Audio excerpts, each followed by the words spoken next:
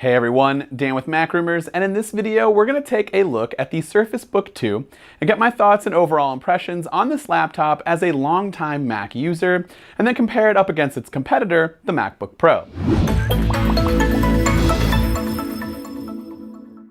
Now normally when we do comparison videos, we like to check out a few different categories, and for this video we're going to be focusing on build quality and design, key features like the detachable display and the touch bar, and my overall impressions and final thoughts about each laptop. And before we get into our first category, I wanted to note that both of these machines are really powerful and performance is pretty similar to one another.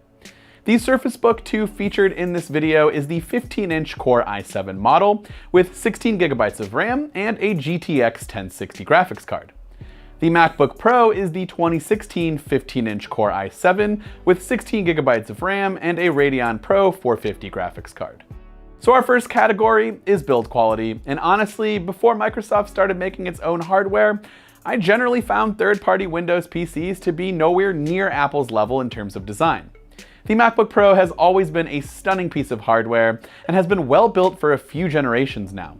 So when the original Surface Book was released, I definitely started to take note of what Microsoft was doing with their hardware, and now with devices like the Surface Studio, Surface Laptop, and this Surface Book 2, I can confidently say that Microsoft is right up there in design and build quality with Apple and could very well pass it up one day. So with that said, both machines are beautiful, and if you're looking for a stunning laptop, it's gonna be a tough choice. The Surface Book 2 does have an unusual design, however, with its fulcrum hinge that paves the way for the air gap between the display and the keyboard. There were reports of a lot of issues with the previous generation Surface Book, but I've had no issues so far with this hinge and overall build. So in terms of I/O, the Surface Book 2 has two USB Type-A ports, an SD card slot, which as a video editor is just a fantastic thing to have, one USB Type-C port, and a proprietary Surface connector for charging, although you can actually use the USB Type-C port to charge your laptop.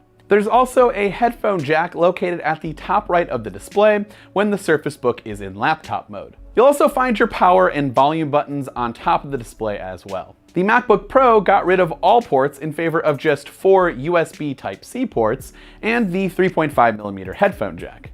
Now I gotta admit, the I/O on the Surface Book 2 is much more diverse, and the SD card slot really drives it home for me. I like this setup a lot more, however, I do wish they were able to add 1 or 2 more USB Type-C ports and remove that proprietary Surface connector. The display has a beautiful 15-inch 3240 by 2160 resolution, and it's one of the best displays that I have seen on a Windows PC, but the same issue that seemingly plagues all other third-party laptops is found in the Surface Book 2, and that's the overall brightness of the display. Now don't get me wrong, this display does get pretty bright, but compared to my MacBook Pro, it's kind of not even close. I also feel like text is much more crisp and sharp on the MacBook Pro, and that overall it has just a much more quality display. Do keep in mind, however, that the Surface Book 2 has a touch display, which could be an advantage depending on your use case over the MacBook Pro. The touch display is integral to the Surface Book's 2-in-1 functionality. Finally, our last design element is the keyboard and trackpad. The MacBook Pro, with those butterfly keys, seemingly has a love-hate relationship with a lot of the general public. Now I personally love this keyboard. I love the clickiness, even though the keys do not travel as far as most traditional keyboards. I'm just a fan of the way it feels when I type. The Surface Book 2 has a much different feeling. It's more in line with standard keyboards, but it feels a bit softer to type on.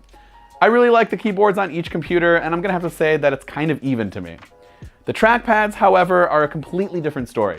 I'm not a big fan of the trackpad on the Surface Book 2. It's probably because I'm spoiled by Apple's faux trackpad that vibrates when pressed to portray an actual click, even though it's not a physical button at all. I love the unnecessary size of the trackpad and the number of gestures that you can use to access specific parts of the operating system, which is why it has changed the way I interact with my trackpad and computer overall. I just can't seem to get used to the overall feel of the Surface Book's trackpad quite yet. Moving on to our next category, which is key features or selling points of each laptop, starting with the MacBook Pro's touch bar. The touch bar is a secondary AMOLED display located at the top of the keyboard, essentially replacing your physical function keys and making them into touch-based buttons. These functions change depending on what type of application or part of the operating system that you might be in. Now, I've had this laptop for about 2 years, and my use cases for the touch bar have ranged anywhere from a quick lock of my laptop, an easier way to access emojis, scrubbing through videos, and the most useful thing for me is the audio controls in Final Cut Pro, to which there really is no quick keyboard shortcut for. Now, that last point is important because for most of the touch bar functions that you might use with an app, there's probably a keyboard shortcut that you already know and that you already use. And it's just a lot faster for your fingers to not have to move up to the touch bar over entering the keyboard command. Also, when you're editing or working with your laptop docked to an external monitor, the main selling point of your device becomes literally useless. Even though I rarely use the touch bar for extra in-app shortcuts, I would like to see a magic keyboard with touch bar in the near future so that maybe I could start using it more on my iMac Pro. The Surface Book 2's selling point is, well, the fact that you can just detach the display from the keyboard altogether and just go full tablet mode. By pressing the detach key on the keyboard, your display can now be removed from its base, and as mentioned earlier, used as a tablet, or you can attach the display on backwards, which will bring back your dedicated GPU, since all of the real horsepower of this machine is located inside of the base. And if you have some of the key accessories like the Surface Pen or Surface Dial, creative work can be a lot easier in this mode. Speaking of the Surface Pen and Dial, these accessories are super cool for graphic designers, editors, etc. Now, I'm not much of an artist, so I find myself really only using the pen as a way to take some notes for a script or meeting. The dial is pretty useful for Photoshop work or even editing when you want to scrub through a timeline or really zoom in on an image. The dial can actually interact with your display, so if you place it directly on top, you can bring up more controls for quick access. I'm gonna have to give the edge to Microsoft on this one. I've always wanted a MacBook Pro with this same functionality, but I'm just not sure it's ever going to happen. Sure, the touch bar is a nice step into some different innovation, but until it's user customizable for pretty much all of your applications, the Surface Book's 2-in-1 feature is more useful to me and probably the average consumer. Finally, my overall impressions of the Surface Book 2 compared to the MacBook Pro have been fairly positive. There is a lot to talk about when it comes to comparing Windows to macOS, and it really does just boil down to personal preference. When it comes to deciding which laptop to buy, the answer is almost always, which operating system do you prefer? Or are you heavily invested in the Apple ecosystem, etc.? Now, I know people may see this as a cop-out by not declaring one laptop better than the other, but to me, it really does come down to what other devices do I use on a daily basis, and how does that coincide with my laptop?